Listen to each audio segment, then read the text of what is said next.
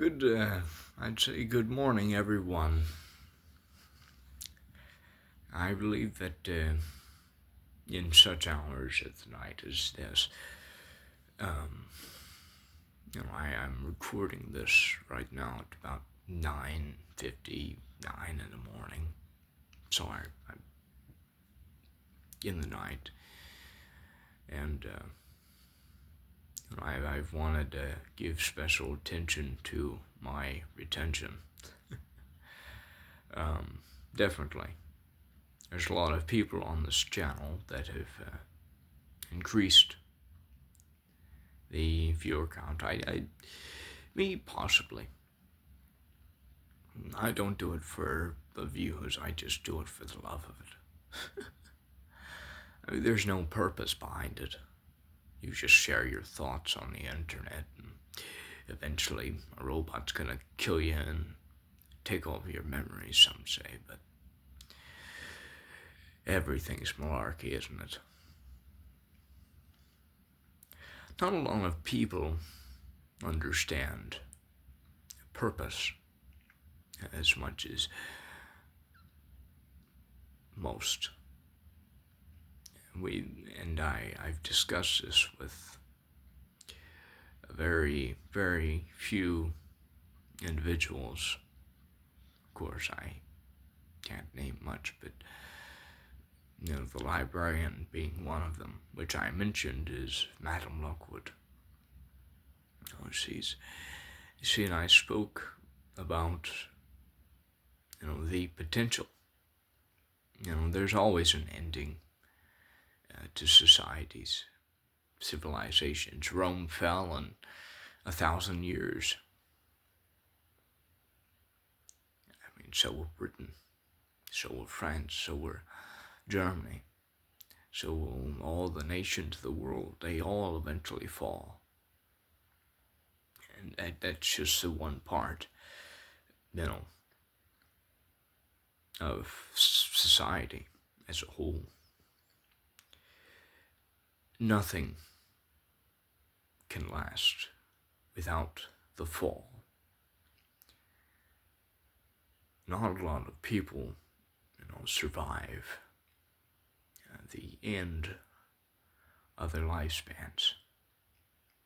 And what I mean by that is some don't make it to the end as they're supposed to, because what mankind has offered them. I'd say I myself, happily, sadly, the way you'd want to put it, but in opinion, there's a lot of, I'd say, worse things to go on in mankind. The offers of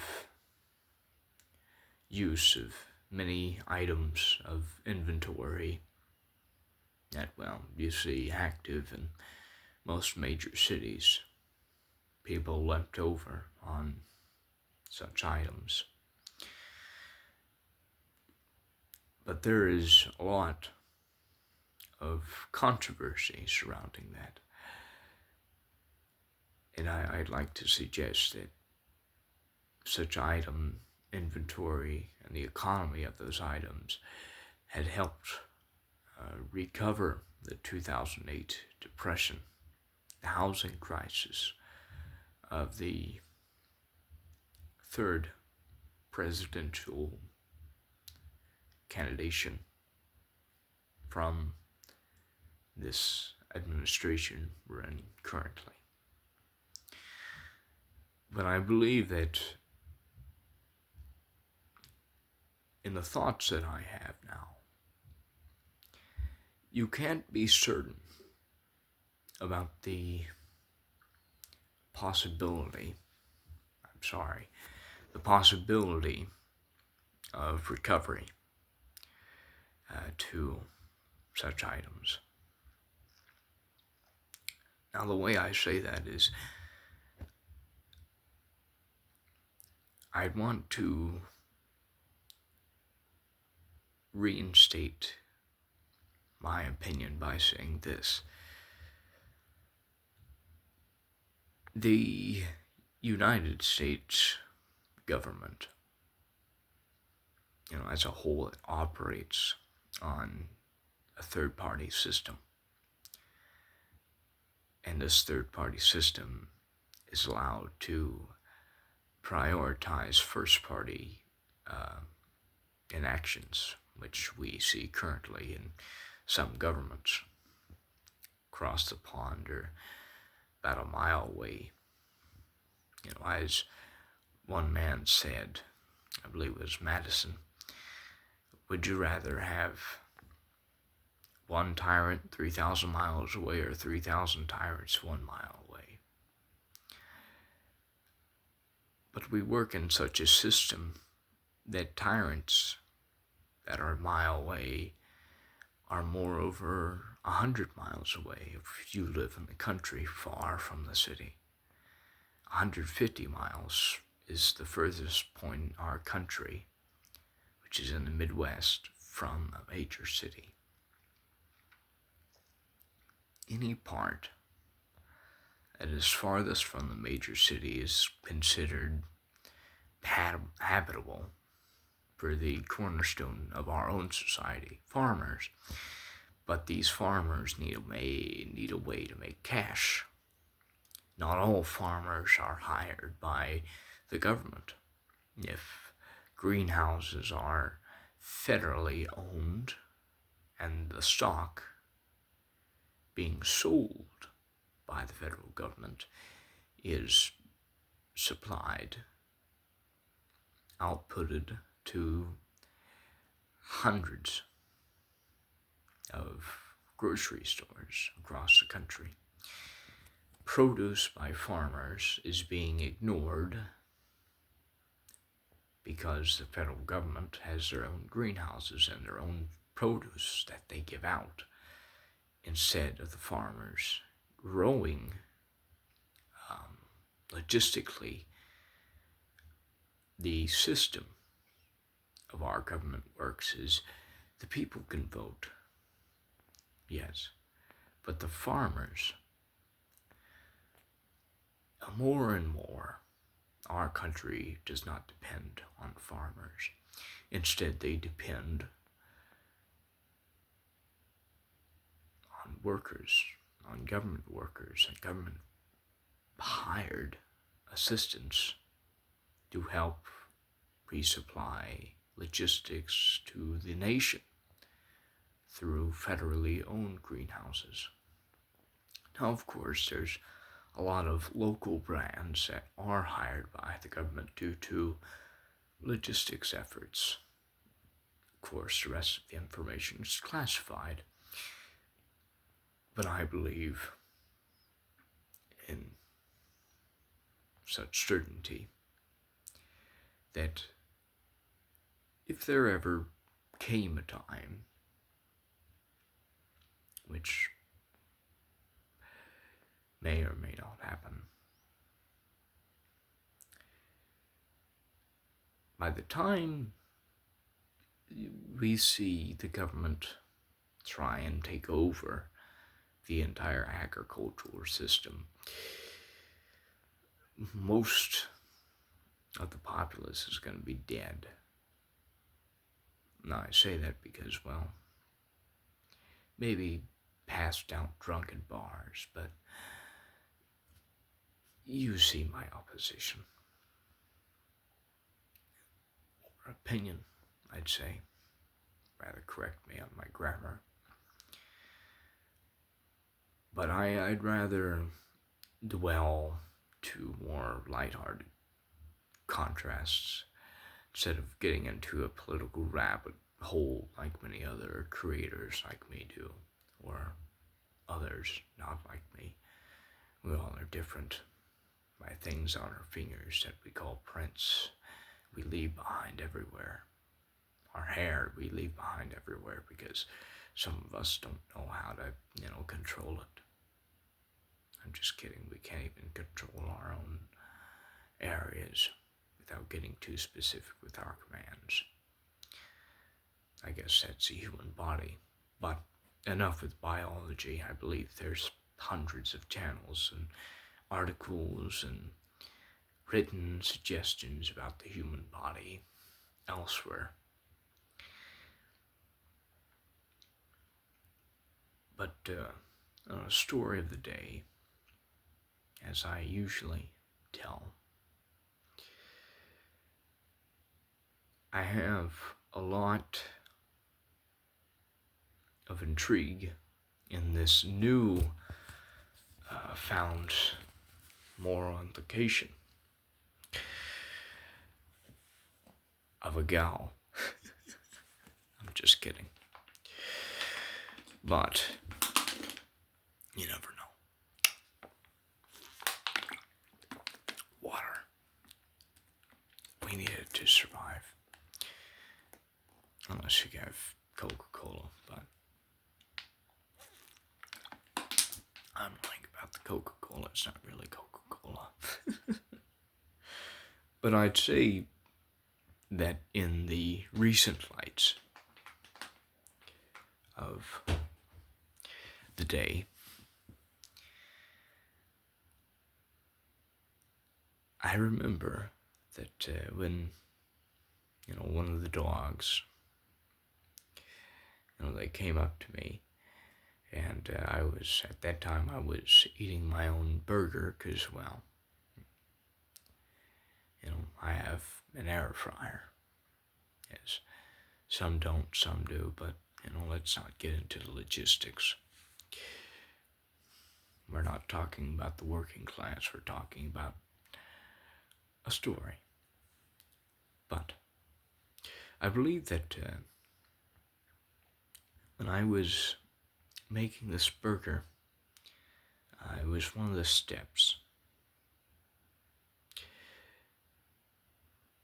where I had grabbed 2 patties out. I had 2 burgers, 2 patties.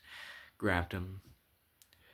The dog, Smudge, my pity, our robber dealer with, what have you, he followed me to the kitchen. And then, of course, nothing bad happened. What do you think? He stole the patties that were frozen. They were beef. And he smelled it. He tried to lick it. Tried to poison me. I almost died because of dog luck. Like Lucy from Charlie Brown. Oh no, a dog kissed me. And then she freaks out. But I had the 2 patties in my hand. Put one in my other hand, my right. Said, Smudge, what's this? And he had his nose. And then, he tried to eat the frozen patty, because, well, trying to lick the frozen patty with his tongue, make sure it's beef and not other things. I don't know what's inside the patty, but hopefully it's a cow that was slaughtered.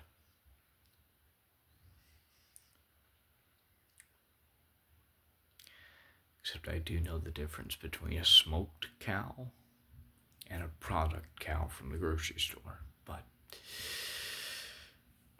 the difference is very, very numerous. I'd say Google even, but let's not get into the logistics of that. There's plenty of times where I'd say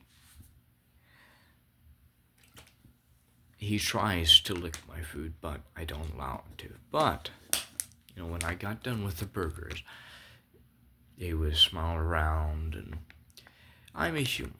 He's a dog. He's curious like I'm curious. Of course, I've been way too curious for the last 5 years. But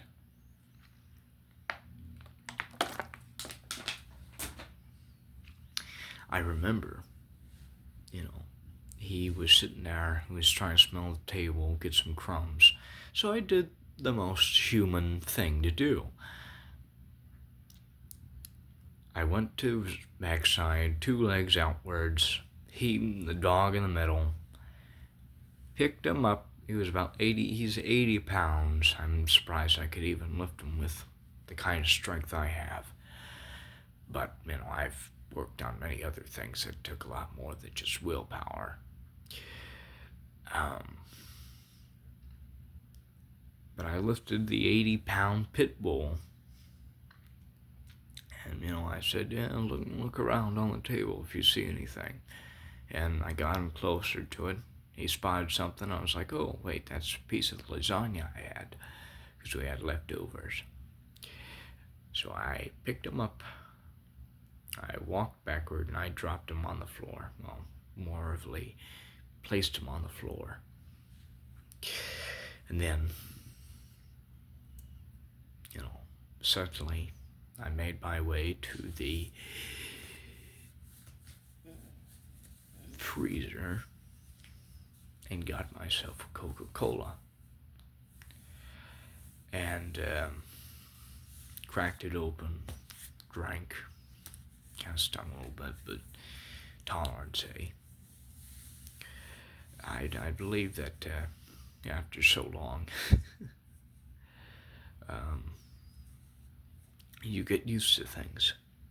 And, some things are rather more implicatory than others. Some you compensate for, some you don't. But, we all try and compensate for something.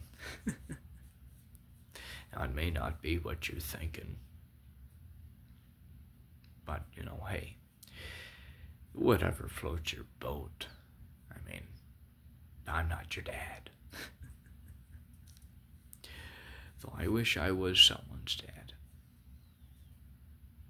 I guess that would be in 15 years. But, I'd say that, once I started making my way upstairs, I had realized I forgot to celebrate.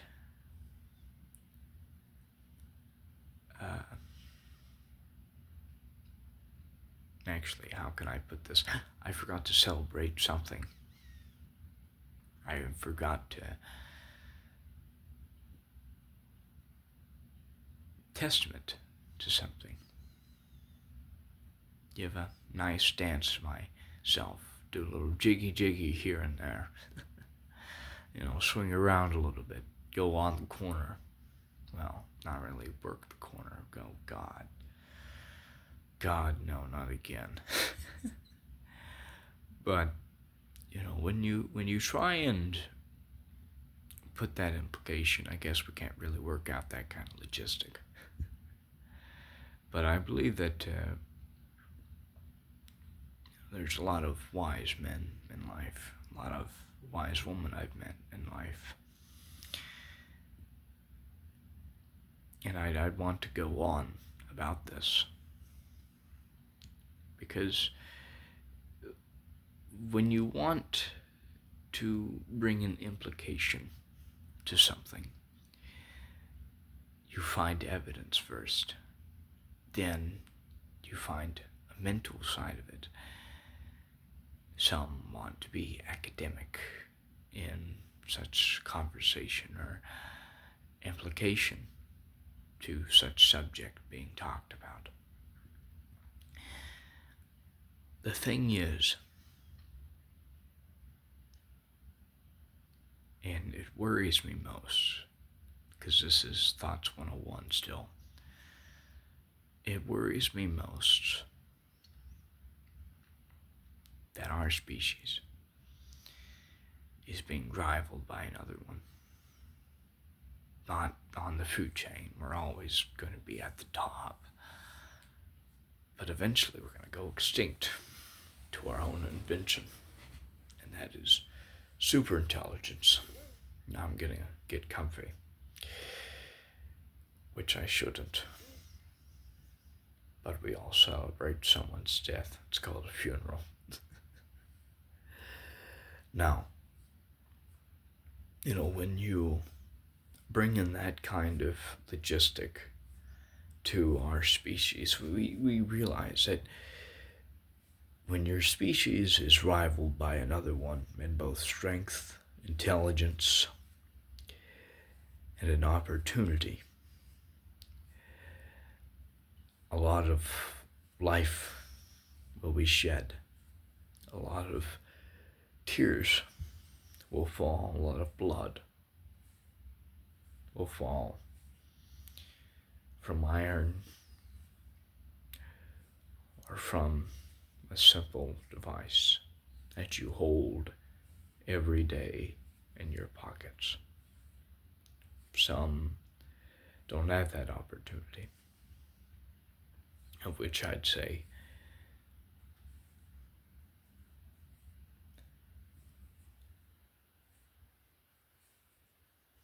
big guy is good. But rather, I'd say that when there's a lot more standardized testing that includes artificial intelligence later in the future, a lot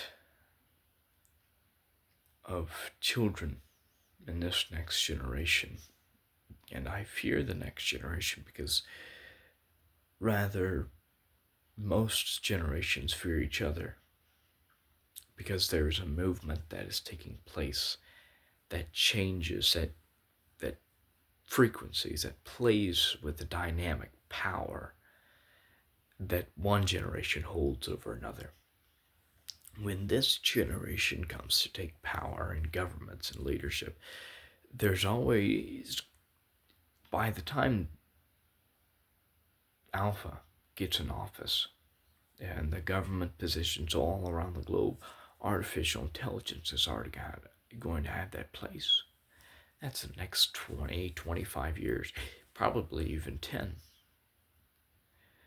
I'd say that's very good rough estimate of when this possible hijacking would take place. But I believe that in most certainty, without the inclusion to the source of rivalry, there will come time and there will come place. That is Earth, the time I'd say have already started.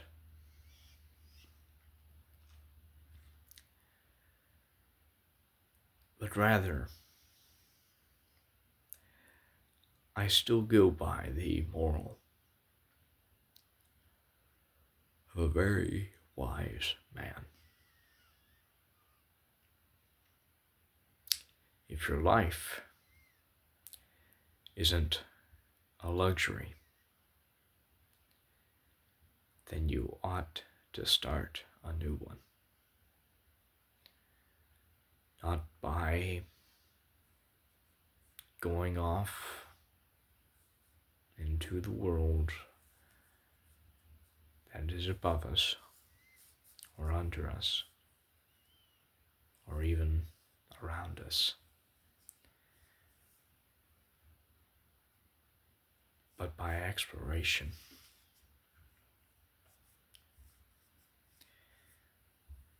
Remember, the human species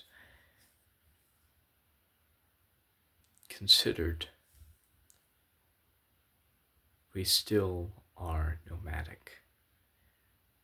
We still find food by chasing it. There is a lot of implication around that, which means we still can stick to the primitive knowledge of how to find more food, how to find more resource, and how to move again. And we see that around the globe, when the health standards started to drop, what happened? Oh, exercise became a very, very key detail to our society. But in inclusion, that is something else. Because by the time of the late 20th century,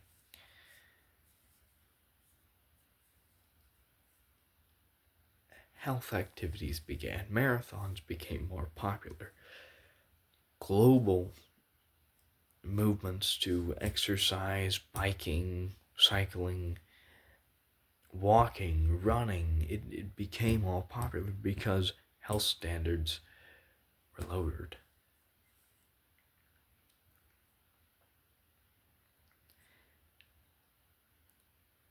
But I'd say that when health standards are higher, by that time, I'd say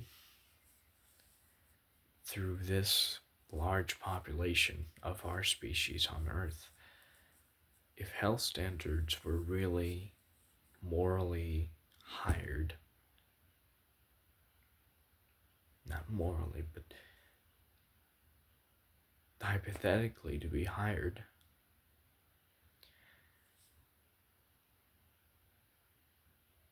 I'd say that there would become a disease.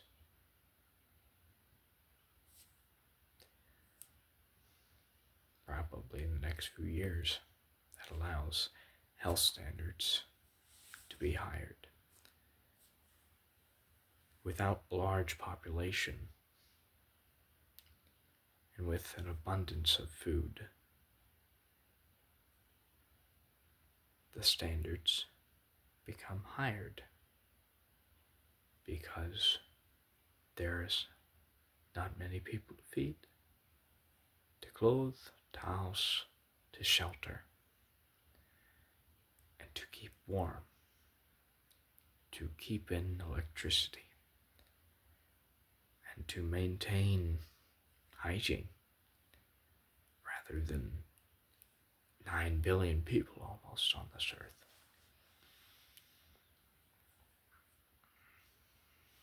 So, and it shocks me a lot.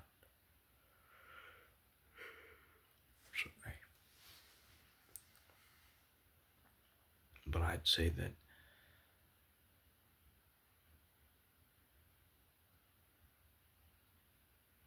rather always there's time of need.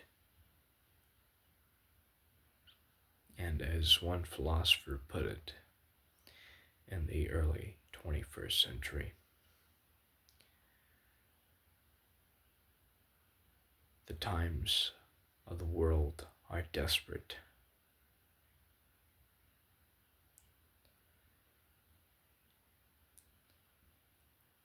But soon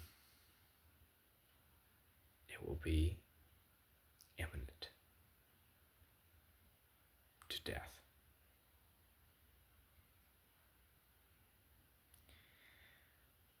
That's just what worries me now.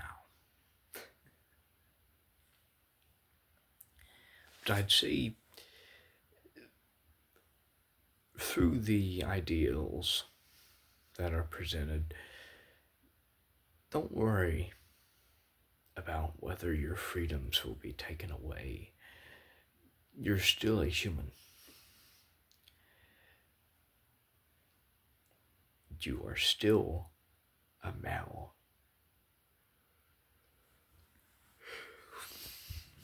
I'm going to tell you this.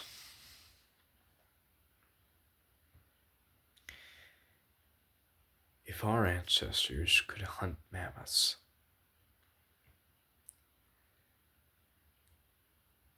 then we can hunt our own inventions. And you, as a person, me as included, I'd say, we can always chase our will to carry on or to continue in our paths that block us from carrying on. Eventually, every decision has consequence.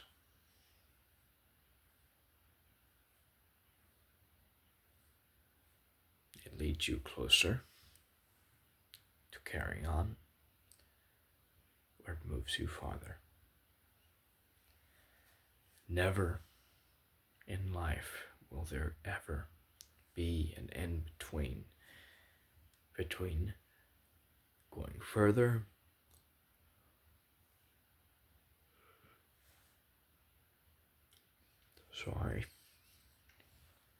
going further away or to carry onwards. It's always, and it may be a little contradictory, but you're always going to be in the center. Yes, I know I said there's going to be no in between, but there is not a point. Because you're always going to have a decision to make. Hundreds, we have thousands, millions of decisions in our lifetime to make. We're always going to be centered. Left or right. But I'd say, this is Bob coming at you, L93.5W. And remember,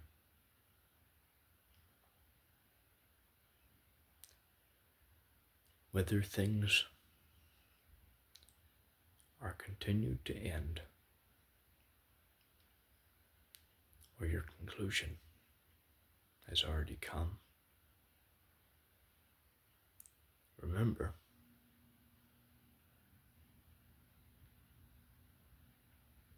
there's always another minute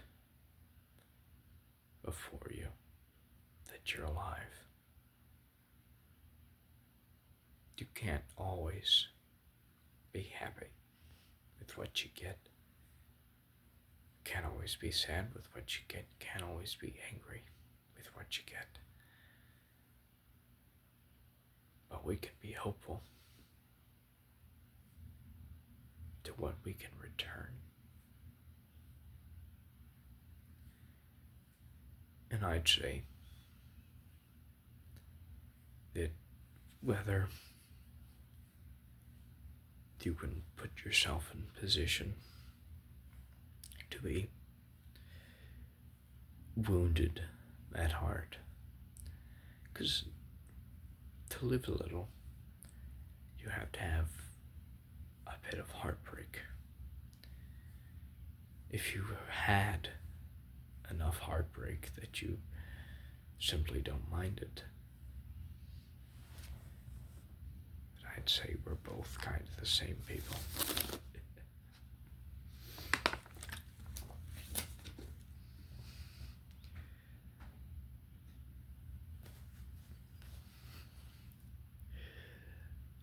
But just because people say that you're different only because you're different by your fingerprints, the things you the grippy little surfaces that touch and leave a little bit of you around, doesn't mean that's just the only part of you that's unique. Because we all have a soul. By faith or by not, if you believe you do or do not have a soul, scientifically, it is believed that all of us have a heart.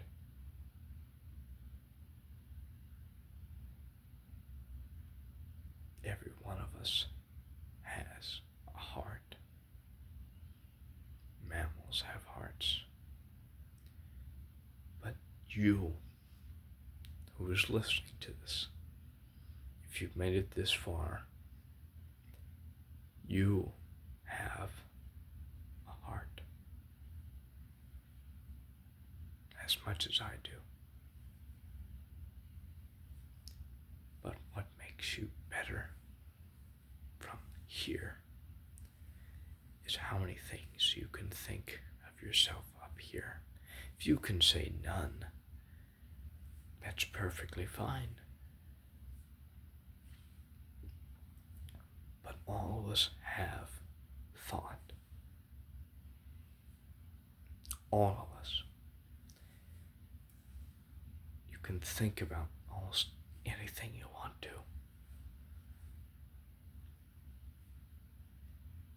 But then you can think that you yourself, in moral and understanding of the human body or not, have a heart. And that makes you, dear Vero, sorry, the ASMR voice, but that makes you, dear viewer, yeah, it'll be alright, a lovely person. As again, this is Bob, signing off with you to this very, very long video of my thoughts.